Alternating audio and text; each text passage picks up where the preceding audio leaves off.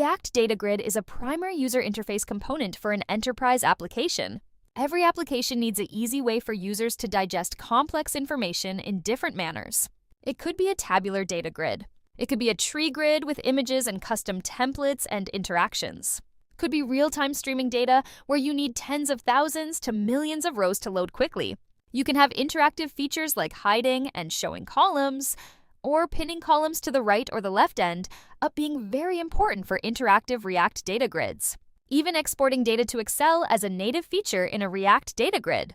When you think about how your users need to interact with data, it can be in different ways. So you may need more complex visual displays like Excel-style pivot grids where users can manipulate how columns are loaded and displayed, collapse and expand details, and even apply different aggregate functions to display data.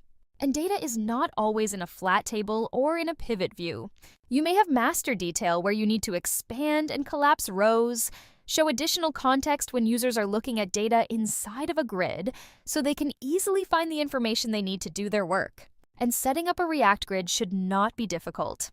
This is an example of typical line of business data with different column types, including images and chips, along with all of the features like column pinning, hiding and showing columns, advanced filtering, as well as exporting to Excel with interactive features like column moving and column-based features like quick filters, text filters, date filters, etc.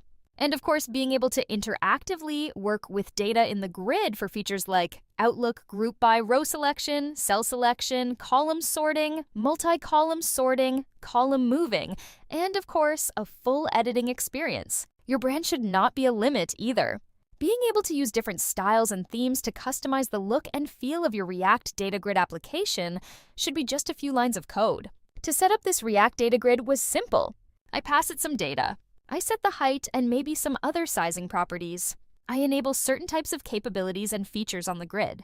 I've added the grid toolbar so I can get built-in features like exporting to Excel, column pinning, column hiding, and then I'm simply adding different column types with different column features. Setting up this grid just took a few minutes, and it's even easier when you use the Ignite UI MCP servers for the components and theming.